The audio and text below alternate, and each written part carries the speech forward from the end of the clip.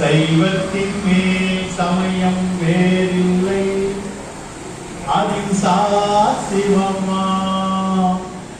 தெய்வத்தின் மேல் தெய்வம் எனும் நான்மறை செம்பொருள் வாய்மை வைத்த சீர்திரு தேவாரம் திருவாசகம் உய்வை தர செய்த நாதற்காலின் உயிர் துணையே. பிரியதன் குரு உமை பொலமிகு கரியது படி கொடுத்தனதடி வழிபடும் அவரிட கடி கணபதி வர அருளினன் மிகு படை வருகினன் பயில் வழி வளமுறை.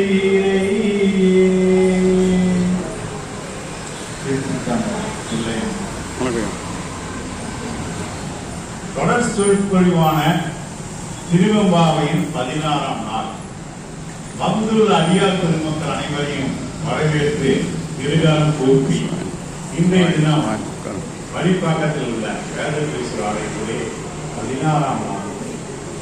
16 என்றாலே நமக்கு அத்தனை செல்வம் கிடைச்சுன்னு அபிராமி என்றால் சொல்றாங்க. 16 பேர்கள். இந்த 16 பேர்களையும் தருவதற்காக 16 பேருக்கு கொண்ட 16 காலம் தான் இன்றைய தினம் நம்ம கிட்ட உரையாற்றப்பட்டுள்ளவர் நம்ம தமிழ் செல்வனையா. இந்த 16 பேரை எதிர்ப்புடுதுன்னா தமிழ் கொடுக்கலாம். அந்த தமிழ் எங்க கொடுக்குறதுதான் நமக்கு செல்வமாக கொடுக்குது. ஆகியதான் இன்றைய தினம் முன்னி கடலை சுருக்கி எழுந்துடையார் என்ற பாடலை திருவெம்பாவின் பாடலை பாடி அதன் பொருளை ஐயா அவர்கள் உரைக்க அடியேனும் பெரிய ஒருவனாக கேட்டு ரசித்துக் கொண்டிருக்க இந்த அவை ஐயாவிடம் ஒப்படைக்கப்படுகிறது. சரியாக 30 திருச்சிற்றம்பலம் தில்லையம்பலம் சிவாயிடம். திருச்சிற்றம்பலம் சின்ன திருத்தம் ஐயாவோட ஒப்படைக்கப்படுகிறதை விட திருவள்ளுவரோடு ஒப்படைக்கப்படுகிறதுதான் சரியான பொருத்தமானதா இருக்கும். திருச்சிற்றம்பலம் ஒரு நிமிஷம். அதாவது ஐயா சொன்னாங்க திருத்தனாங்க பெருமான் எங்க இருக்காருன்னா சட்டையை கழட்டிட்டு சட்டையா உருத்திராட்சியில் அணிந்த அடியார் உள்ளத்தில் இருக்கும்போது அடியார் ஒப்படைக்கிட்ட பெருமாள் கொடுப்பாரு. அது மாதிரி இந்த அடியார் இந்த அவை ஒப்படைக்கப்படுகிறது. அடியாரை பத்தி சொன்னதுனால அடியார்களோட குணங்களை கண்டிப்பா நீங்க எல்லாருக்கும் சொல்லி ஆகணும். அதனால முதல்ல அடியாரோட குணத்தை நான் சொல்லிடுறேன். அப்போ யார் அடியாரு யார் அடியாரு இல்லை அப்படின்னு அவங்கவுங்களே அவங்க வேலை பண்ணிக்கலாம். திருச்சிற்றம்பலம்.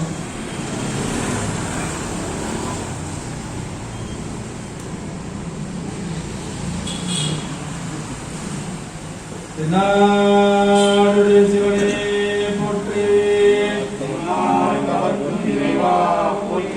ஏகம்பத்தின் நின்றாய் போற்றி,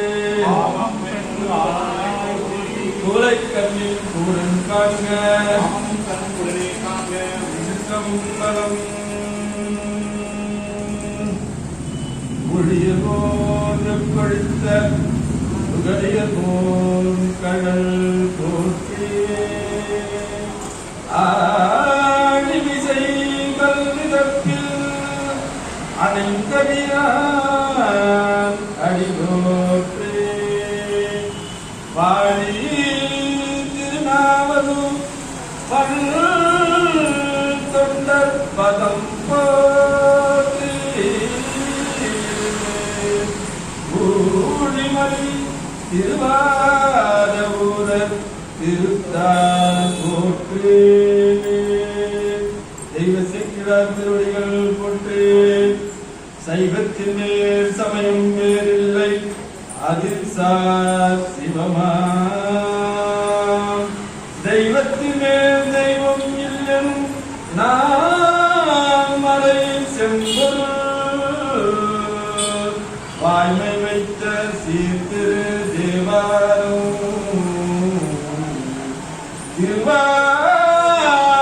திருவாசகமும் உய்வை தர செய்த நாக குற்றாலம் உயிர் துணையே.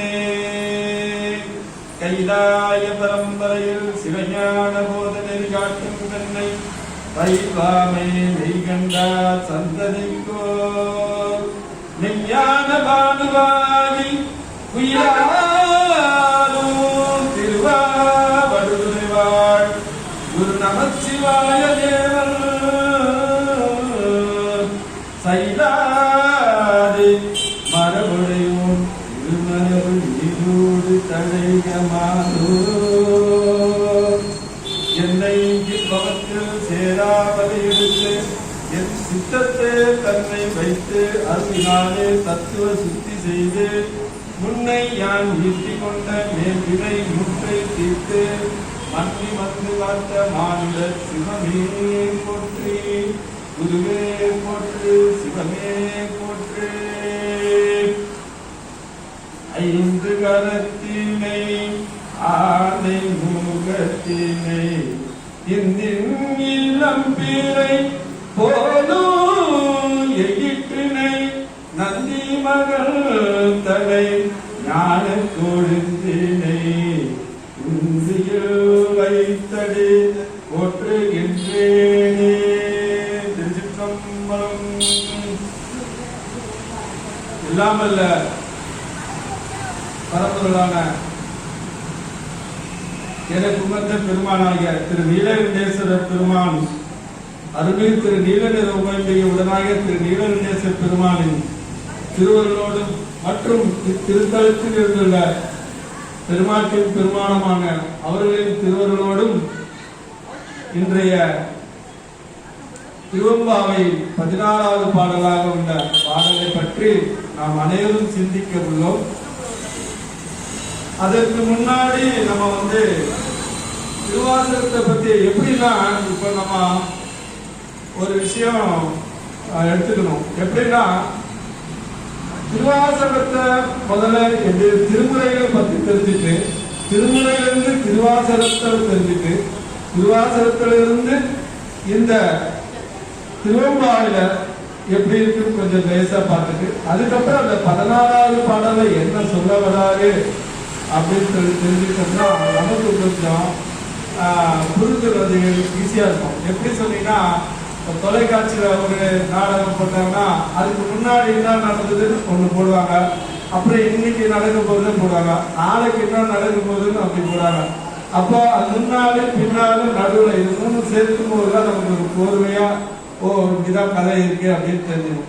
அப்போ நம்ம இதை பத்தி சிந்திக்கும் போது இந்த 15 நாளா ஏற்கனவே நம்மளுக்கு முன்னாடி நிறைய அடியார் பெருமக்கள்லாம் உரையாற்றி இருப்பாங்க ரொம்ப அற்புதமா. அப்ப அவங்க சிந்திக்கிறத ஒரு சின்ன ஒரு ரீகாப் பண்ணிட்டு, ஏன் அப்படி சொல்றேன்னா, இன்னைக்குதான் புதுசா முதல் முறையா வந்தவங்களும் இருப்பாங்க, இல்லைன்னா இன்னைக்காதவங்களும் இருப்பாங்க, இல்ல சிந்தனையில கொஞ்சம் மறந்தும் இருப்பாங்க. இப்ப நான் அதை சொல்லும் போது அது சின்ன அவங்களுக்கு ஒரு ரீகேப்சர் மாதிரி ஆயிடும். அப்போ அது ஈஸியா இருக்கும். முதல்ல நம்ம இந்த திருமுறையை பார்க்கும்போது எப்படி பார்க்கணும்னா, கழுகு பார்வையில பார்க்கணும். கழுகு பார்வைனா என்னன்னு தெரியுங்களா? கழுகு பார்வைனா எப்படின்னா, கழுகு மேல கிட்டத்தட்ட ஒரு 1 கிலோமீட்டர், ஒரு 1000 அடி உயரத்துல இருந்து பறக்கும் வச்சுங்களா, அது மேல இருந்தா பறக்கும்.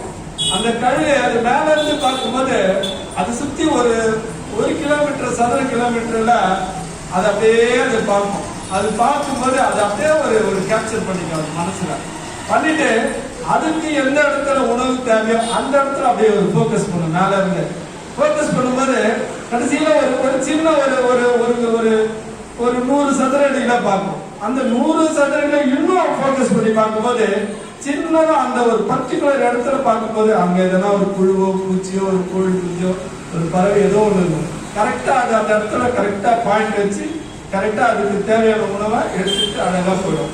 அப்போ இந்த மாதிரி கழுகு பார்வையில நம்ம இந்த திருமுறையும் திருவாசகத்தையும் பார்த்து அதுக்கப்புறம் திருவம்பாவையில பார்த்தோம்னா நமக்கு கொஞ்சம் மனசுல அடி மனசுல பதியும். ரெண்டாவது, அந்த திருவாசகத்தை ஏன் நம்ம தினமும் படிக்கணும்ன்றதுக்கு நமக்கு ஒரு அருள் சுரக்கும். அதனால இத கழுகு பார்வையில அதை பார்ப்போம். அது ஆரம்பிக்கிறதுக்கு முன்னாடி திருமுறையை பத்தி சொல்லிடுறேன். திருமுறையில என்ன சொல்றாங்க அப்படின்னா,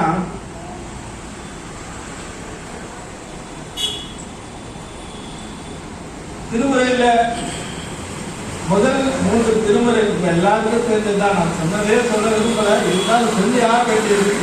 முதல் 3 திருமுறை ஞானசம்பந்தரால் அருளப்பட்டது. இந்த முதல் 3 திருமுறை என்ன நமக்கு சொல்ல வருது? அதாவது 12 திருமுறையிலும் ஒரு திருமுறை என்றாலே ஒரு நிலை, ஒரு வரிசைப்படுத்தி ஒரு நிலைப்படுத்தி வைக்கப்பட்டுள்ளதுதான் திருமுறை சொல்லுவோம். அந்த திருமுறை எப்படி வரிசைப்படுத்தி இருக்கிறாங்க அப்படின்னா, முதல் திருமுறை எப்படின்னா ஞானசம்பந்தருடைய முதல் திருமுறை வந்து பதிவுண்மை அப்படின்றத பற்றி விளக்கப்பட்டுள்ளது. பதிவுண்மை என்பது என்னன்னா, இறைவன் இருக்கிறான் என்று அந்த முதல் திருமுறையில ஞானசம்பந்தரால் அருளப்பட்டது. 2வது திருமுறை பாச உண்மையை பற்றி அருளப்பட்டது. பாசம் என்பது என்னன்னா, இந்த உலகம் சார்ந்த இந்த மாயை, இதை பத்தி தான். அதனால 2வது திருமுறை வந்து உலகம் உள்ளது, உலகம் உள்ளவரை பாசம் இருக்கும், இருந்தே ஆகும் அப்படின்ற உண்மையை எடுத்து கூறப்பட்டதா 2ஆம் திருமுறை. 3ஆம் திருமுறை பசு உண்மை. பசு என்பது உயிர்களாகிய நம் உயிர் கூட்டத்தை தான் பசுன்னு சொல்றோம், சித்தாந்தத்துல பசுன்றோம். இந்த உயிர் கூட்டம் என்று இறைவன் இருக்கிறானோ அன்றே இந்த உயிர்களும் இருக்கிறது அப்படின்றத பத்தி அந்த உண்மையை தெளிவாக்குறது தான் 3ஆம் திருமுறை. அப்ப இந்த 3ஐ பத்தி நம்ம தெளிவா தெரிஞ்சுனா 3 திருமுறையும் நல்லா முதல் திருமுறையிலும் 3ஆம் திருமுறையும் முழுசா படிச்சு ஒரு புத்தகம் பண்ணும்போதுதான் ஓரளவுக்கு அதை பத்தி கொஞ்சம் ஒரு தெளிவு கிடைக்கும்.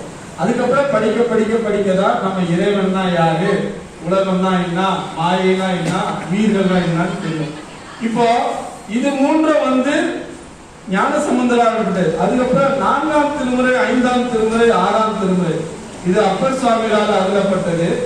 இது ஏன் ஞானசம்பந்தர் முதல் வச்சிருக்காங்க, அப்பர் சுவாமி பின்னால திருமந்திரம் அதுக்கு முன்னாடி வந்து 10வது திருமுறை 10வதுல இருக்கிறாங்க அப்படின்னு சொல்லிட்டு நிறைய குழப்பம் எனக்கும் உங்களை மாதிரி நிறைய வந்தது. ஆனா இந்த திருமுறையை முறைப்படுத்தது வந்து நானோ இல்லை, நமக்கு இப்ப இருக்கிறவங்களும் கிடையாது. நம்பியாண்டார் நம்பி வந்து இந்த திருமுறையில வரிசைப்படுத்தி இதை முறைப்படுத்தி வச்சாரு. அதற்கப்புறமா 6 திருமுறையை பண்ணாரு. அதுக்கப்புறம் 7வது திருமுறையில இருந்து 7 திருமுறை, 7வது திருமுறையில இருந்து 12வது திருமுறை வந்து நம்ம தெய்வ சேக்கிழார் பெருமான் வந்து வரிசைப்படுத்தி இந்த 12 திருமுறையில வரிசைப்படுத்தி வச்சிருக்காரு. இப்போ 4வது திருமுறை அப்படின்றது வந்து பசுவோட இலக்கணம். இலக்கணம்னா அப்படின்னா சொருப லட்சணம் சொல்லுவாங்க, சமஸ்கிருதத்துல சொருப லட்சணம் சொல்லுவாங்க. ஒவ்வொன்றுத்துக்கும் ஒரு குணம் இருக்கு, எதோடய சேராம இருக்கிறது சொருப லட்சணம். எல்லாத்தோட சேர்ந்தது பொதுவானது, பொது இயல்பு சொல்லுவாங்க, சிறப்பு இயல்பு சொல்லுவாங்க. அப்போ உயிர்களை பத்தி, உயிர்களோட சிறப்புன்னு ஒண்ணு இருக்கு, அதை பத்தி சொல்றது 4ஆம் திருமுறை. அதே மாதிரி இறைவனோட சிறப்பை பத்தி சொல்றது 5ஆம் திருமுறை. அதே மாதிரி இந்த உலகத்தை பத்தி சொல்றது வந்து 5ஆம் திருமுறை வந்து இந்த உலகத்தை பத்தி சொல்லக்கூடியது, இந்த மாயை பத்தி சொல்லக்கூடியது 5ஆம் திருமுறை. 6ஆம் திருமுறை வந்து இறைவனோட இலக்கணம், இறைவனோட சொருப லட்சணத்தை பத்தி சொல்றதுதான் இந்த 6ஆம் திருமுறை. அதுலதான் பாத்தீங்கன்னா போற்றி அந்த திருத்தாண்டகம் எல்லாமே வரும், இறைவனை போற்றுறது தான். அப்போ அந்த ஒவ்வொரு போற்றிக்கும் ஒவ்வொரு இறைவனோட சொருப லட்சத்தை எடுத்து சொல்லுவாங்க. நிறைய அந்த மாதிரி விஷயம் ஒரு போற்றிக்கும் நம்ம எடுத்தோம்னா தினமும் ஒரு அரை மணி நேரம் பேச வேண்டியது இருக்கும். வருஷம் ஃபுல்லா நம்ம ஆயுள் முழுக்க கூட பேசிட்டு இருக்கலாம், அவ்வளவு விளக்கம் இருக்கு இந்த திருத்தாண்டத்துல. அதனாலதான் இறைவனோட இலக்கணத்தை 6ஆம் திருமுறையா வச்சிருக்காங்க. இப்போ 7ஆம் திருமுறை அப்படின்றது என்னன்னா அதிகாரியாக இயல்பு. அதிகாரின்றது யாரும் இல்லை, குருவோட இயல்பு என்ன அப்படின்றது. அது யோக நிலையில இருக்கு அருளப்பட்டது. நான் சுந்தரனாலே யோகம் தான், சரியக்கிரிய யோகம். அப்ப இந்த 7ஆம் திருமுறை ஞான சுந்தரரோட திருப்பாட்டுல இருந்து நமக்கு வந்து அதிகாரியோட அந்த குருன்றவர் எப்படி இருப்பாரு அப்படின்றத பத்தி நமக்கு எடுத்து வைக்கிறத 7ஆம் திருமுறை வச்சிருக்காங்க. 8ஆம் திருமுறை என்பது என்னன்னு சொன்னோம்னா சாதன இயல்பு. சாதன இயல்பு அப்படின்னா என்னன்னா, ஒரு ஒரு சீடன் ஒரு சீடன் வந்து குரு கிட்ட உபதேசம் பண்றாரு வச்சுங்க. உபதேசம் பண்ணும்போது என்ன நிகழுது அப்படின்னா, இந்த காலத்துல நிறைய குருவா இருக்காங்க, கார்பரேட் குருவா இருக்கிறாங்க. நான் அவங்கள சொல்லல, ஒரு சிவனடியார் ஒரு குரு ஒரு ஒரு சீடனை தேடி தானாக வந்து குரு சீடனுக்கு தீக்கை கொடுக்கும் முறை இருக்கிறது. அந்த முறையில் நாம் சீடன் எப்பொழுது பக்குவப்படுகிறான் என்று குருவுக்கு தெரியும். அப்ப அவரே தேடி வந்து அவருக்கு தீக்கைப்பார். அந்த மாதிரி தீக்கை கொடுக்கும் போது அவருக்கு பழவினைகள் சஞ்சித கர்மம் சொல்றாங்க சமர்ப்பிக்கிறார்.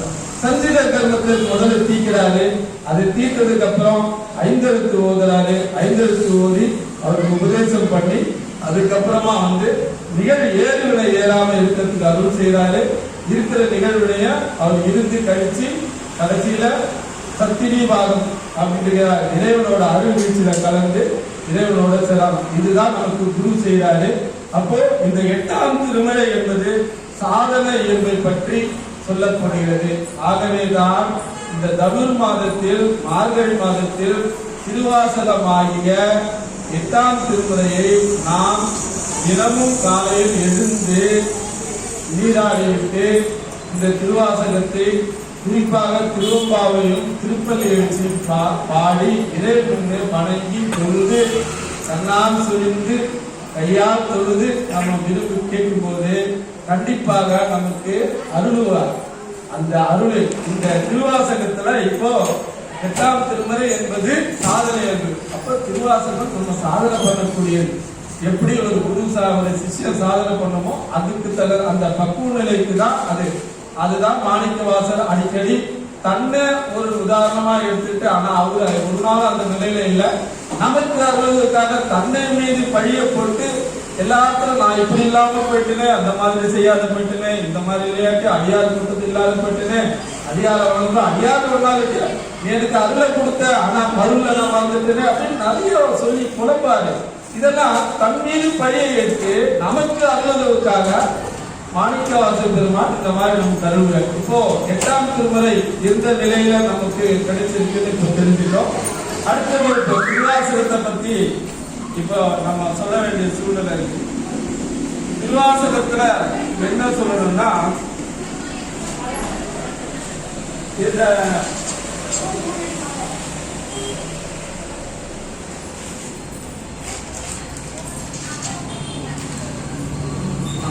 திருவாசகத்துல திருவம்பாவை ஏன் இந்த மாசத்துல இந்த தனுர் மாசத்துல நம்ம எடுத்து தினமும் இறைவன் முன்னிலை பாடணும் அப்படிங்கும்போது, இந்த திருவாசகத்துல இந்த திருவம்பாவையில 20 பாடல்கள் அடைகிறது. இந்த 20 பாடல் வந்து மாணிக்கவாசகர் பெருமான் திருவண்ணாமலையில் இருந்து அங்கு தங்கி இருக்கும் பொழுது, அப்பொழுது விடியகால இந்த மார்கழி மாதத்தில் இந்த இளம் பெண்கள்லாம் என்ன செய்யறாங்க, காலையில எழுந்து ஒரு தோழியை குளிச்சுட்டு ஒரு காலையில எழுந்து ஒரு தோழி வீட்டுக்கு போய் இன்னொரு தோழியை கூப்பிட்டு அப்புறம் இன்னொரு அங்க இருந்து திருப்பி இன்னொரு தோழி வீட்டுக்கு போய் அந்த மாதிரி போயிட்டு இந்த மாதிரி சில காட்சிகள் எல்லாம் பார்த்து அவர் பார்க்கிறாரு.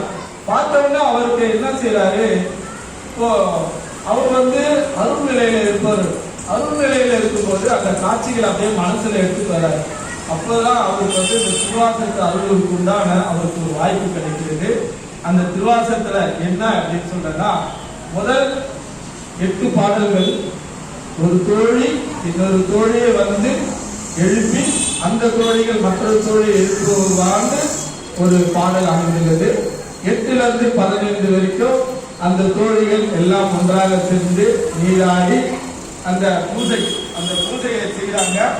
அந்த பாவை நோன்பு அப்படின்னு சொல்லிட்டு பாவை நோன்பு இருக்கிறதுக்கு அவங்க போறாங்க. அந்த பாவை நோன்பு போய் இருக்கிறதுக்கு அவங்க போய் பண்ணிட்டு வழிபட்டு இறைவனை வழிபடுறதுக்காக அந்த 15 பாடல்கள் சொல்லி சொல்றாங்க. இந்த 16வது பாடல் இருந்து 20வது பாடல் என்ன சொல்றாங்க அப்படின்னா, இறைவனோட அருள் வீழ்ச்சியும் இறைவனோட கருணையும் இறைவனை போற்றுதலும் இருந்து இறைவனுக்கு நன்றி சொல்லும் விதமாக அமைந்துள்ளது.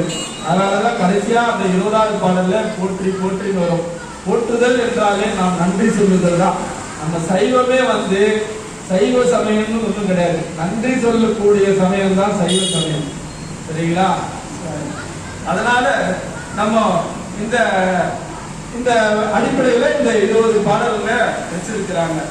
இப்போ என்ன சொல்றேன்னா, இப்போ இந்த திருவம்பாவையில இந்த பாடல் எப்படி அவரு மாணிக்கவாசக பெருமான் அமைச்சிருக்காருன்னா, கொச்சக கலிப்பா அப்படின்னு சொல்றாரு. கொச்சகம் அப்படின்னா இந்த புடவைகள் கட்டுவாங்க கொசுமா, அந்த மாதிரி கொசு. ஒரு சீரு 3 சீர் இருக்கும், அடுத்த 4 சீர் இருக்கும், 3 சீர் இருக்கும், 4 சீர் இருக்கும், சிலர் 5 இருக்கும். அப்படி மாறி மாறி சீர் வரிசைகள்லாம் மாறி வரும்போது அது கொசுவ மாதிரி தெரியும். அதுக்கு பேர் தான் கொச்சக கலிப்பான்னு சொல்றாங்க. 2வது சக்தியை விழுந்து போற்றுதல் அப்படின்றது இந்த திருவம்பாவை. இப்போ நான் இப்ப நேரடியா 16வது பாட்டுக்கு ஆரம்பிச்சுலாமா? திருச்சிற்றம்பலம். தென்னாருடைய சிவனே போற்று. முதல்ல நான் இந்த பாடலை பாடிடுறேன். ஏன்னா எனக்கு அந்த திருக்கோயில சுவாமி முன்னால இந்த பாடலை பாடுறதுக்கு எனக்கு ஒரு வாய்ப்பு கிடைச்சதா இருக்கும். அதுக்கப்புறமா நான் விளக்கம் சொல்லிடுறேன். தனன தனன தனன தனன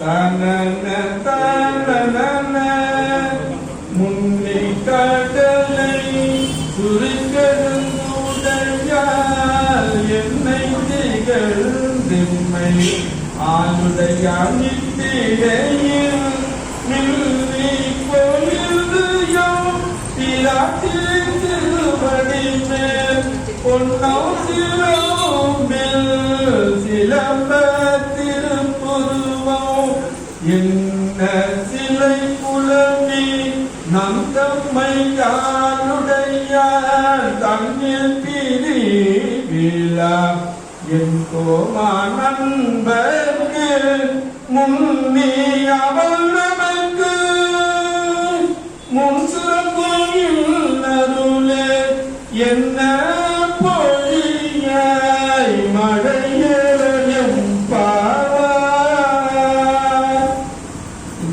அருமையான இந்த பாடல் பாடும்போதே எனக்கு மகிழ்ச்சி தெரியுது. அந்த அளவுக்கு இறைவனோட கருணையை அப்படியே வியர்த்து சொல்லியிருக்கிறாங்க.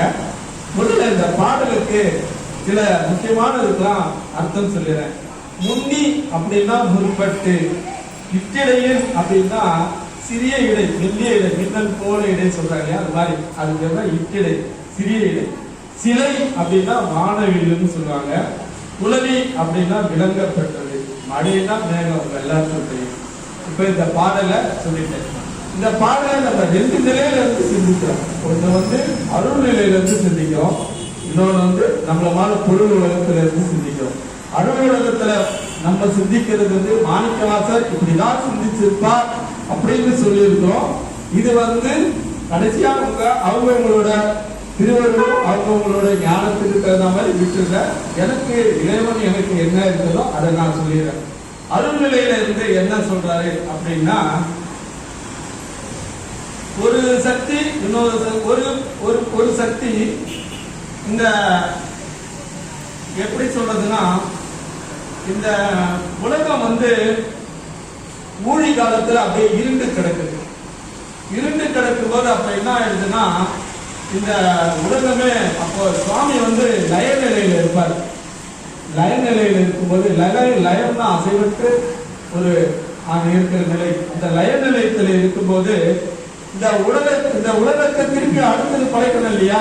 ஒவ்வொரு ஊழிகாலம் முடிஞ்சோம்னா அடுத்த உலகத்தை படைக்க வேண்டியது படைக்கணும்.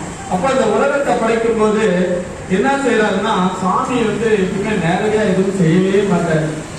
அதனால என்ன செய்யறாரு, சக்தியை தான் அனுப்புறாரு. எப்படி அனுப்புறாருன்றதை இப்ப நம்ம கொஞ்சம் பார்ப்போமா? இப்போ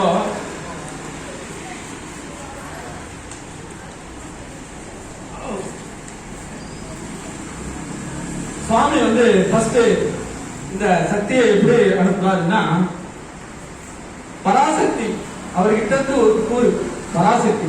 இந்த பராசக்திய அவருடைய கூறுல இருந்து 1ல 1000 பங்கா குறைக்கிறாரு. எப்படி 1ல 1000 பங்கு, டெசிமல்ல பாத்தீங்கன்னா 0.001 அப்படி அந்த பங்கா குறைச்சி பராசக்தி ஆற்றலை குறைச்சி இந்த பிரபஞ்சத்தை படைக்கிறதுக்கு அனுப்புறாரு. பராசக்தி என்ன செய்யறாங்க, அவங்க கிட்ட இருந்து அவங்களதான் ஆதிசக்தின்னு சொல்றாங்க. இந்த பராசக்தி தான் ஆதிசக்தி தான். அந்த ஆதிசக்தியில இருந்து திருப்பியும் 1ல 1000 கூறா குறைஞ்சி மனோன்மணின்னு சொல்லிட்டு மனோன்மணிய கூட சேர்த்துக்கிறாங்க. மனோன்மணி என்ன செய்யறாங்க, மனோன்மணி பாத்தீங்கன்னா இப்ப கூட பழங்காலத்து சிவன் கோயில் எல்லாம் கருவறையில இந்த சைடுல அவங்க இடதுபுறத்துல ஒரு அம்மன் இருப்பாங்க. அவங்க எல்லாம் மனோன்மணி. அவங்க எந்த காரணத்தை கொண்டு வெளியில வரவே மாட்டாங்க. சரிங்களா? அவங்க தான் யாருக்குன்னா வாய்ப்பு கிடைச்சா பாருங்க மனோன்மணியை கொடுக்குறாங்க. இந்த மனோன்மணியை என்ன செய்யறாங்க அப்படின்னா நமக்கு வந்து என்ன செய்யறாங்கன்னா உயிர்களை இறைவனும் தொடர்புபடுத்துறதுக்காக அவங்க மனோன்மணி வந்து அருள்றாங்க. அந்த மனோன்மணிகளுக்கு இருந்து என்ன செய்யறாங்க, முதல்ல இன்னும் 1000 பங்கு அவங்களோட ஆற்றலை குறைச்சு கிரியா சக்தின்னு சொல்லிட்டு ஒரு சக்தியை படைக்கிறாங்க. அதுக்கப்புறம் அதுல இருந்து இன்னும் 1000 பங்கு குறைச்சு இச்சா சக்தியா இருக்காங்க. அதுக்கப்புறமா ஞான சக்தியா இருக்காங்க. ஞான சக்தி, கிரியா சக்தி, இச்சா சக்தி, இந்த 3 சக்தியும் சேர்ந்து ஒண்ணு சேர்ந்து புனிதா சக்தின்னு சொல்லிட்டு 7 சக்தியா மாறாங்க. இப்போ இந்த ஞான சக்தி, கிரியா சக்தி, இந்த இச்சா சக்தி இல்லைன்னா இந்த உலகம் இயங்கவே இயங்காது. இந்த 3 சக்தியும் நமக்கு இருந்தாதான் நம்மளே இயங்க முடியும். ஞானமும் இருக்கணும், இச்சையே இருக்கணும், கிரியே இருக்கணும். இது இருந்தாதான் நம்மளால செயல்பட முடியும், ஒரு வினையை ஆற்ற முடியும். அது மூலமா நமக்கு நல்வினை தீவனை எல்லாம் வினையெல்லாம் கழிக்கிறது கொள்வது எல்லாமே. அப்ப இந்த 3 சேர்ந்தது என்ன செய்யறாங்க, 7 சக்தியா மாறாங்க. அவங்க தான் புனிதா சக்தியா இருக்காங்க. அந்த 7 சக்தி என்னன்னா பலப்பிரதமணி, பலவிகரணி, கலவிகரணி, காளி, ரௌத்ரி, சேட்டை, வாமன். இந்த 7 பேரு தான் சப்தகத்தின்னு சொல்லுவாங்க. 7 சக்திகள் தான். ஆக இந்த 9 சக்திகள் என்ன செய்யறாங்க, ஒவ்வொரு சக்தி இன்னொரு சக்தியை எழுப்பி அவங்க எல்லாம் ஒண்ணு சேர்ந்து இந்த பாவை நோன்பு இறைவனை வந்து பாவை நோன்பு இருந்து வழிபட்டு இறைவனை பிரார்த்தித்து இந்த உலகத்தை, இந்த பிரபஞ்சத்தை படைப்பதாக மாணிக்க வாசகர் பெருமான் இந்த திருவம்பாயில நமக்கு எடுத்து சொல்லியிருக்கிறார். சரிங்களா? இப்ப இது அருள்நிலையில இருந்து இப்ப பொருள்நிலைக்கு நான் உங்களுக்கு சொல்லணும் இல்லையா? பொருள்நிலையில சொல்லிடுறேன் பாருங்க. மேகம் கடலை குடித்து அதன் நீரை குறைத்தது போல குறைத்து, அதாவது கடல் நீர் உப்பு கரிக்கும். அந்த உப்பு கரிக்கிற நீரை சூரிய சக்தியால என்ன செய்யுதுன்னா அப்படியே அதை ஆவியாக்கி அது மேல மேல மேகமா போயிடுது. அப்போ கடலை அப்படியே சுருக்கிடுது. கடலை சுருக்கி மேல போகும்போது இங்க இருந்து போய் சாதாரண போகுது, மேல மேகத்துல போகும்போது அந்த கருமேகமா இருக்கு. அந்த கருமேகத்தை எதோட ஒப்பிடுறான்னா உமாதேவியோட கார்நிறத்தை தோன்று இருக்கிறியப்பா நீ மேகம், என்னப்பா உமாதேவி போலே இவ்வளவு கார்மேகம் போல இருக்கிறியா அப்படின்னு சொல்றாரு. அதுக்கப்புறம் அந்த மழை கார்மேகம்னா உடனே மழை பெய்ச்சுதாது. அதுக்கு முன்னாடி ஒரு சில விஷயம் பண்ணோம். திடீர்னு ஒரு மின்னல் மின்னும், பார்த்துருக்கீங்களா? மின்னல் மின்னும், ஒரு இடி இடிக்க, ஒரு வானவில் தோணும். அப்போ ஒரு மின்னல் ஒன்று மின்னுது. அந்த மின்னலை பார்த்தவொடனே என்ன ஆயிடுதுன்னா உடனே அவங்க அந்த மின்னலை என்ன நினைக்கிறேன்னா இந்த மின்னலை பார்க்கறது அம்பியோட இடை மாதிரி இருக்கிறப்பா அப்படின்னு சொல்லிட்டு அப்படியே வந்து அதுக்கு ஒப்பிடுறாரு. அந்த மின்னலை வந்து அம்பியோட சிறிய இடையில ஒத்துரு போல இருக்கு அப்படின்னு சொல்றாங்க. அதுக்கப்புறம் இடி இடிக்குது. முதல்ல கார்மேகம் வருது, அப்புறம் மின்னல் மின்னுது, அப்புறம் இடி இடிக்குது. இந்த இடி இடிக்கும் போது என்ன ஆயிடுச்சுன்னா அது எப்படி இருக்குன்னு ஒப்பிடுறாங்கன்னா தேவி அம்மையோட திருவடியில இருக்கிற பொருள் சிலம்பு எப்படி ஒலிக்குது, இந்த சலங்க சத்தம், அந்த மாதிரி அந்த சிலம்பு சத்தம் ஒலிக்கிற மாதிரி அந்த இடி ஒலிக்குது அப்படின்னு அதுக்கு ஒப்பிட்டு அவரு சொல்றாரு. அதுக்கப்புறமா வந்து அந்த வானவில் இருக்கு இல்லையா, அந்த வானவில் எதோட ஒப்பிடுறாங்கன்னா இந்த வானவில் வந்து அம்பிகையோட புருவத்தை போல ஒத்து இருக்கு, அவ்வளவு கூர்மையா, அவ்வளவு அழகா, அவ்வளவு கவர்ச்சியா இருக்கு அப்படின்னு சொல்லி சொல்றாங்க. ஆக இந்த மழை பொழிவது இறைவனோட திருவருளாலதான் அந்த மழை பொழியுது. இந்த மழை எப்படி இருக்குன்னா எப்பயுமே வந்து திருவருள் என்பது ஆம்பளை கிட்ட இருக்காது. திருவருள் என்பது என்னன்னா ஒரு கருணை. ஒரு ஆம்பளை ஒரு ரோட்ல நம்ம போயிட்டே இருப்போம், கணவன் மனைவி எல்லாம் போயிட்டு இருப்போம். என்ன செய்வான், திடீர்னு ஒருத்த பசின்னு சொல்லுவான். உடனே அந்த அம்மா பயில தேடி ஈடு கண்டுச்சு ஒரு பழம் தட்டுக்கூடாது. இவர் என்ன சார் ஏன் அதெல்லாம் போட்டுக்கமா, நீ எங்க போனாலும் இதே ஆரம்பிச்சிடும். அப்போ பெண்களுக்கு இலகிய மனு, அதாவது ஒரு பசியினம்னா உடனே எடுத்து கொடுத்துருவாங்க, அவங்ககிட்ட இருந்ததே கொடுத்துருவாங்க. ரெண்டாவது அவங்க ஆற்றலும் அவங்களுக்கு தான் அதிகம். ஆண்களுக்கு ஆற்றல், ஆண்களை விட பெண்களுக்கு தான் ஆற்றல் அதிகம். அதனாலதான் சக்தியா பாவிக்கிறோம் பெண்களை. அப்போ இந்த ஆற்றல், இந்த மழைங்கிற ஆற்றல் வந்து தேவி அம்மையோட ஒப்பிட்டு இந்த மாதிரி நம்ம வைக்கிறாங்க. அதுக்கப்புறமா வந்து எம்மை ஆளுடனாகிய அம்பிகையின் பாகனாகிய மாதொரு பாகன சிவபெருமானுடைய அன்பருக்கு முதலில் அருள் சுரந்து விட்டு பிறகு எங்களுக்கு அருள்மழையாக பொழிவாயாக அப்படின்னு சொல்லிட்டு பெண்ணே இக்கோட்பாட்டை ஏற்கவும் எண்ணி பார்க்கவும் செய்வாயாக அப்படின்னு சொல்லிட்டு இந்த பாடல் சொல்லுது. இப்போ இதை நான் ஒரு விளக்கம் சொல்கிறேன். என்ன அப்படின்னு சொன்னோம்னா, இந்த மழை என்பது இறைவன் கொடுத்த கொடை. மழையும் இறைவனோட கருணையும் ரெண்டு ஒண்ணுதான். மழை எப்படி யாராச்சும் நம்ம பக்கத்துக்கு இருக்காங்க, நம்ம 10 வருஷமா பேச மாட்டோம், பின்னாடி அவர்கிட்ட ஹாய் சொல்லுவோம், பின்னாடி கூட மாட்டோம், எதிர்விட்டு தான். இதே மாதிரி நம்ம நாடு இருக்கு, பக்கத்துல இன்னொரு நாடு நமக்கு ஆவாத எதிரி நாடு இருக்கு. இப்போ இந்த நம்ம நாட்டுல மட்டும்தான் மழை பெய்யணும் அப்படின்னு மழை பெய்தா இல்ல, பக்கத்து நாட்டிலே பெய்யுது. நம்ம வீட்டுக்கு தான் மழை பெய்தா இல்ல, பக்கத்துல பெய்யுது. அதே மாதிரி ஒரு உயிரில இருந்து இந்த உலகத்துல இந்த பிரபஞ்சத்துல இருக்கிற எல்லா உயிர்களுக்காகவும் இந்த மழை எப்படி பொழியுதோ, தன்னுடைய கருணையை பொழியுதோ, அதன் போலதான் இறைவனோட திருவருளும் எல்லாருக்கும் ஒரே சமமாதான் இருக்குது அப்படின்னு சொல்லுவாங்க. அப்போ இறைவனோட கருணையும் இந்த மழையும் ஒண்ணு. அப்போ அந்த அடியார்கள் என்ன சொல்றாங்க அப்படின்னா, மழையே நீ வந்து கருமேகமாயி மின்னல் மின்னி இடி இடிச்சு அதுக்கப்புறம் வானம் தோண்டி அதுக்கப்புறம் தான் நீ மழை பெய்ற. ஆனா என் பெருமான் அப்படி கிடையாது. நாங்க அவரை நினைக்கும் போது உடனே கருணை பொழிவாரு, உன்னோட அவர் சீக்கிரமா பண்ணுவாரு. அதனால அவருக்கு முன்னாடி அவருக்கு கருணையை பெறுகிறாரு. அதனால அவருக்கு கருணை பண்ணதுக்கு முன்னாடி எனக்கு மழையை பண்ணிட்டு நீ போ அப்படின்னு சொல்றாங்க. அது மழையால முடியாது. ஏன்னா நம்மளுடைய பெருமானோட கருணை வந்து பெரும் கருணை. அதனாலதான் என்ன சொல்றாங்க, எளிமையில் அழகே போற்றி அப்படின்னு சொல்றாங்க. இன்னொரு மாணிக்காசர் நீல்கடல்கள் காட்டி அப்படின்னு சொல்றாங்க சிவபுராணத்துல. எளிமையை போற்றி அப்படின்னா இறைவன் வந்து இந்த நவபோதமா இருக்காரு. உங்களுக்கு எல்லாம் தெரியும், சூரியன் சந்திரன் அப்புறம் வந்து இந்த பஞ்சபூதங்கள் அப்புறம் இந்த சக்திகளோட சேர்த்து நவபோதமா தான் நம்ம சிவலிங்கத்தில் இருக்காரு. அப்போ இந்த பஞ்சபூதங்கள் வந்து ஒண்ணு இல்ல, இந்த வருஷம் மழை பெய்ஞ்சது, அதிகமா பெய்ஞ்சது, நம்மளால தாங்க முடிஞ்சதுங்களா? தாங்க முடியல. ஏன் முடியல? மிகையான பூதம் அவை நல்ல நல்ல அடியாரவருக்கு மிகவே. பூதம் என்பது பஞ்சபூதங்கள், மழை காற்று நீர் இதெல்லாம் சேர்ந்துதான். இந்த பூதங்கள் மிகையாச்சுன்னா என்ன ஆகும்? அடியார் குத்தணும், அது அடியார ஒண்ணும் செய்யாது, அளவாதான் பெய்யும் அப்படின்னு சொல்லுவாங்க. அப்போ இறைவன் தன்னுடைய ஆற்றலை குறைச்சு நமக்கு தேவை போல அழகான கட்டளை வீசுறாரு. நமக்கு வெயில தாங்களுக்கு லேசா வெயில் காயிறாரு, அழகா ஒரு மழையை பொழிகிறாரு. இந்த மாதிரி நமக்கு நம்ம இதே கொஞ்சம் வேகமா காத்து வச்சா தாங்க முடியல, மரம் செடிதான். அதுதான் இறைவனை மாணிக்கத்தை எளிமையின் இனிமையே போற்றியிருந்தாரு. நீல்கடல்கள் காட்டி அப்படின்னா இந்த பாடலோட அந்த ஒத்து போகுது சிவபுராணத்துல. எப்படின்னா இறைவன் தன் அடியாருக்காக தன்னுடைய கடலை நீண்டு கொண்டே போகிறார். நீ போவானா, அவருடைய கடல்கள் உன்னை நோக்கி வந்து கொண்டிருக்கிறது. அப்பொழுது நீல் கடல்கள் காட்டி அப்படின்னு சொல்லுது. இறைவனோட திருவடிகள் அடியார நோக்கி வந்திருக்கு. அடியார் மனசுல யார் இருக்கிறானா? இறைவன் இருக்கிறாரு. அப்புறம் அடியாரும் இறைவனும் ஒண்ணுதான். ஆனா நம்ம சைவ சித்தாந்தத்துல என்னதான் அடியார மனசுல இறைவன் இருந்தாலும் இறைவன் தான், அடியார் தான் சொல்றாங்க.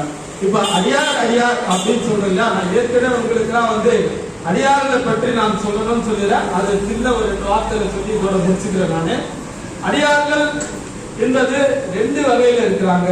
ஒண்ணு புத்தடியார், ஒண்ணு பழடியார். இந்த திருவம்பாயில 1 முதல் 8 பாடல்கள் பாடும்போது அது புத்தடியார் பழடியார் சொல்லி வரும். அந்த புத்தடியார் யாரு, பழடியார் யாரு அப்படின்னு சொல்லிட்டு இது வரைக்கும் யாருக்கும் உங்களுக்கு சொல்லியிருக்க மாட்டாங்க. அதனால அடியார்களோட இயல்பும் அவங்களுடைய குணத்தையும் சொல்லிடுறார். புத்தடியார்கள் அப்படின்றவங்க யாருன்னா, மனம் தங்கிய திருநீற்றையும் உத்திராக்கமும் அணிதல். திருநீரை தினமும் வைக்கணும், உத்திராக்கம் அணியணும். ஆசாரியை வழிபடுதல், குருவை வழிபடணும். 3வது ஆசையோடு சிவபெருமானை பாடுதல். 4வது திருநாமங்களை செவித்தல். 5வது சிவ வழிபாடு செய்தல். 6வது சிவ தர்மங்களை செய்தல். 7வது சிவ சரீரம் கேட்டல். இப்ப நம்ம செய்யலையா, இதுதான் சொல்லிட்டு சத்சங்கம். 8வது சிவாலயத்தை பாதுகாத்தல். 9வது அடியார்களுக்கு மட்டும் வீட்டில் மட்டுமே உண்ணுதல், எல்லா வீட்டிலும் போய் சாப்பிடக்கூடாது. சரிங்களா? இரண்டாவது, அடியாருக்கு அடியாராய் இருந்து இருத்தல், இது புத்தடியாரு. இப்போ நம்ம ஒரு அடியாரு நம்ம நினைச்சோம்னா நமக்கு என்ன மார்க்கு நம்மளே போட்டுக்கிட்டு நம்மளே சீர்திருத்தி பார்த்து நம்மளை திருத்திக்கணும். அதனால இதை சொல்லியிருக்கிறேன். இப்ப பழடியாரோட தன்மைகள் என்னன்னு சொல்லிடுறேன். பழடியார் தன்மைகள் என்னன்னா, பிரபஞ்சத்தை மாய வடிவாய் காணாது அருள் வடிவாய் காண்பது. இரண்டாவது, கருவி நியதி சிந்தனை முற்புறையில் பட்ட துன்பம் இவற்றையெல்லாம் நினைத்து நிட்டையில் இருத்தல். இந்த கருவிக்கரம் எல்லாம் அவங்க பயன்படுத்த மாட்டாங்க. சதா நிட்டையிலேயே குட்டி அந்த இறைவனோட திருவருளோடவே இருப்பாங்க. அப்ப அவங்களோட வினைகள் எல்லாம் கழிச்சு அவங்க இறைவனோட நிரந்தர கலந்து சத்தியவாதத்தில் அருள் வீழ்ச்சியில் இருப்பாங்க. இங்க நடக்கிற விஷயம் எதுவும் தெரியாது அவங்களுக்கு. இது இரண்டாவது. மூணாவது, திருவருள் மேலிட்டால் உடல்ல ஒரு முதமான இளம் சூடு பரவி, இதெல்லாம் பல அடியாரோடு. சரிங்களா? நாலாவது, உணவை துரத்தல். ஐந்தாவது, ஒருவரோடு உரையாடுவதற்கு மானம் வருதல், அதாவது அதிகமா பேச மாட்டாங்க என்ன மாதிரி. ஆறாவது, எப்பொழுதும் மௌனமாகவே இருப்பாங்க. ஏன் மௌனமா இருப்பாங்கன்னா அவங்க இறைவனோட தொடர்பு இருப்பாங்க. மலபரிவாகமானவங்க இறைவனோட தொடர்புலயே இருந்துட்டு இருப்பாங்க. ஏதாவது பித்தம் ஏறினா போல தெரிவாங்க. அவங்க என்ன செய்யறாங்கன்னு உங்களுக்கு தெரியாது. ஏன்னா அதுக்கு ஒரு உதாரணம் கூட இருக்கு. திருவண்ணாமலை குரு நமச்சிவாயம் 2 பேர் இருக்காங்க, எல்லாருக்குமே தெரியும். அதுல அவர் ஒரு தன் சீடருக்கு குருவுக்கு பணிவிடை செய்யும் போது திடீர்னு என்ன செய்வாரு, ஒரு துணி எடுத்து அப்படியே கத்திக்கு போறாரு. என்ன அப்படின்னா, அந்த இடத்துல சிதம்பரத்துல அந்த கோவில்ல இருக்கும்போது ஏதோ அந்த இடத்துல ஆடை தீப்பட்டு அதை அங்கிருந்து அமைச்சிருக்காரு. அப்போ இங்க இருந்து பாக்குறது அது பைத்தியம் செய்யற மாதிரி இருக்கும். அப்போ அவர் என்ன செய்யறாங்கன்னு சொல்றது தெரியாது. அதுதான் பித்தல் நிலைகளா போல தெரியாது. அப்புறம் இந்த பொருள் வேறு பிரபஞ்சம் வேறு வித்தியாசம் பார்க்காம எல்லாரையும் சுகமா பார்க்கறது. அடுத்தது பிராணவாயை அடக்கி மூச்சித்தலே இருப்பது. இரண்டாவது, தற்பவம் திருத்தல். இதுக்கு எடுத்துக்காட்டு நிறைய பேர் இருக்கிறாங்க.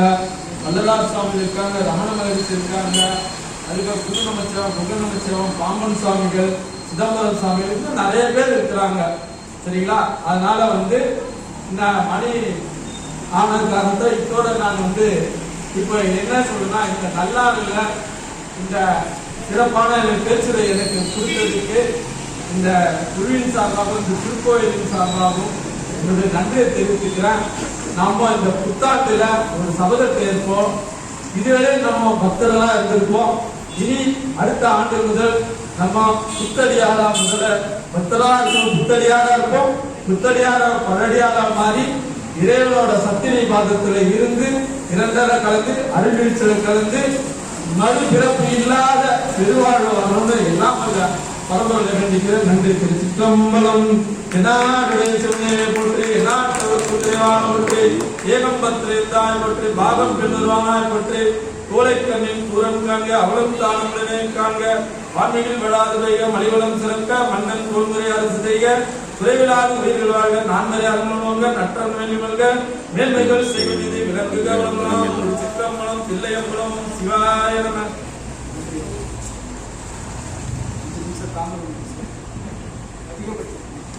இந்த இடம் வேத பேசுறாங்க. அவங்க என்ன நினைக்கிறாரோ அதுதான். ஐயாவுக்கு 30 நிமிஷம் சொன்னோம், 5 நிமிஷம் கூட எடுத்துட்டீங்க அப்படின்ட்டாரு. இது இறைவன் விரும்பினாரு. இப்ப சொன்னாங்க பிரபஞ்சம் எல்லாமே நீதியா காண வேண்டும் அப்படின்னாங்க.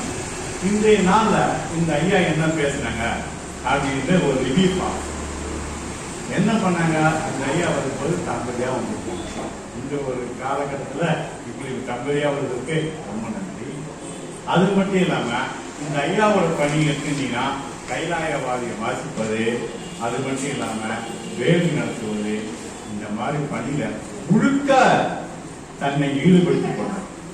ஆகியால்தான் எடுக்கும்போது திருமுறைகளை வகைப்படுத்தி இந்தந்த திருமுறை இந்த நிலையில் உள்ளது என்று சொல்லிட்டு என்ன சொன்னாங்க, கழுகுன்னு கொண்டு வந்தாங்க. நம்ம கழுகு கண் கொண்டு பார்க்கணும்.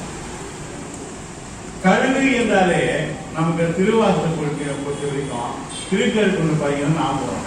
பிறகு இல்லாத பெருமான் நாமங்கள் பேசுவார்க்கு அப்போ பெருமானே பிணக்கே யாருக்கும் வைக்கல, எல்லாருக்குமே அருள்றாரு. ஆகையெல்லாம் அங்க திருவடிய மாணிக்கவாச சூழ்ந்தாலே அது காட்டு. அப்ப எடுத்த உடனே கருக சொன்னாரு. கருக சொல்லிட்டு திருவாசகத்துக்கு வந்தார். திருவாசகத்துக்கு வரும்போது என்ன சொன்னாரு? அது ஒரு சக்தி உயர்ந்தது, ஞான நிலை. என்னங்க திருவாசகம் ஞான நிலை? தீர்க்கத்துக்கு போது 4 தீர்க்கம் சொல்லுவாங்க. முதல் தீர்க்கம் என்னன்னா நயன தீர்க்கம் வாங்க. நயன தீர்க்கம் என்னன்னா மீன் குஞ்சுங்க, மீன் முட்டையை போட்டோம், அதை பார்த்துட்டே இருப்பான். அதை பார்க்கும்போது பார்வையிலேயே குஞ்சுக்கு உருவாகும். அது நயன தீர்க்கம். அடுத்தது மானச தீர்க்கம். ஆமை இருக்கு இல்லையா, தன் குட்டிய நல்லா இருக்குதான் மனசுலே நினைச்சிருக்கோம், அந்த ஆமையோட குட்டியை வளரும். அடுத்தது என்ன தீட்சை வரணும்? இந்த முடிச்சோம். 3ஆவதாக ஸ்பர்ச தீட்சை. ஸ்பர்ச தீட்சைனா குரங்கு குட்டிங்கன்னா காத்து காத்து அது இருக்கணும். அது ஸ்பர்ச தீட்சை. அந்த திருவடி குருவின் மூலமாக தெரிஞ்சுக்க முடியும். மணிவாசக பெருமானுக்கு சிவபெருமானே குருவாக வந்ததுனால இந்த 4 தீட்சையும் திருவாசகத்திலே அடங்கும். ஆகையால்தான் இந்த திருவாசகம் ஞான நூல். இந்த ஞான நூல்ல குளிச்சது எங்க குளிச்சாங்க? எல்லாம் அண்ணாமலையில. இந்த அண்ணாமலையில புன்னை கடலை சுருக்கி எடுக்கும்போது இந்த பாடல பாத்தீங்கன்னா 5 விதமா சக்தியை வந்தீங்கிறார் மணிவாசகர். எப்படி சொல்றாரு? முதல் பாடல்ல 14ஆம் பாடலையே உடையால், 2வது வரியில எம்மை யாருடையார், 3வது வரியில எம் பிராட்டி, 4வது நந்தமை யாருடையார் அவன். 14ஆம் பாடல அம்மைய 5 விதமா உருவகப்படுத்தி நமக்கு பெருமான் கொடுத்திருக்காருன்னா அப்படி எப்படி கொடுத்தாரு? மேகமா இருக்குது, மேகமானது மழையா பொழியுது, மழையா பொழிஞ்சு அருள் மொழியா எல்லாருக்கும் கிடைக்குது அப்படின்னாங்க. ஐயா அதிலையும் பகுப்பாடு பண்ணாரு. எப்படி பண்ணாரு? குச்சடியார் பழகடியார் திருச்சி அந்த மழையும் பகுப்பாடு பண்ணாரு. எப்படி பாகுபாடு பண்ணாரு? மழை எல்லா இடத்துலும் பெய்யும், அது எங்க தங்குது? கடல்ல தங்கினா மீன், நதியில தங்கினா ஓடும், கிணத்துல தங்கினா ஊறும், மண்ணில் தங்கினா விடுவான். ஆக எந்த இடத்தில் மழை பொழிந்தாலும் அதை வாங்கக்கூடிய சக்திகள் எங்கே இருக்கிறதோ, எந்த உள்ளத்தில் இருக்கிறதோ அவையே பெருமானி இருக்குமிடம். நீக்கமாக எங்கு நிறைந்துள்ள சிவபெருமான் இருக்குமிடம் இந்த மாதிரி அடியார் கூட்டங்கள் என்ற நிலையிலே ஐயா அருமையா சொன்னாங்க. அவர்களுக்கு நன்றியை கூறி இந்த வாய்ப்பினை கொடுத்த நிர்வாகத்தினருக்கும், நம்ம பணியில் கொண்ட ஐயா அவர்களுக்கும், கோயில் குருக்களுக்கும், சூழ்ந்துள்ள அடியார் பெருமக்கள் அனைவருக்கும் நன்றியை கூறி இன்றைய நாள் 14ஆம் நாள் முடிந்திருக்கு. நாளைய தினம் ஆங்கில புத்தாண்டு பிறக்கும் போது 17ஆம் நாள் வாகை வெங்கடேசன் ஐயா அவர்கள் வந்து பேசுவாங்க. எல்லாரும் கேட்டுட்டு நம்ம நிறைவாக எப்பொழுது வழக்கமாக சொல்வது போல் பெருமானுக்கு வாழ்த்து கொண்டிருக்கிறோம். வான்மிகில் வராது பெய்க, மடிவனம் சுரக்க, மன்னன் கோன்முறை அரசு செய்க, குறைவில்லாத உயிர்கள் வாழ்க, நான் மறை அறந்துவோங்க, நற்றவம் கேள்வி மல்க, மேன்மைகள் செய்வ நீதி விளங்குக உலகமெல்லாம், மேன்மைகள் செய்வ நீதி விளங்குக உலகமெல்லாம், மேன்மைகள் செய்வ நீதி விளங்குக உலகமெல்லாம்.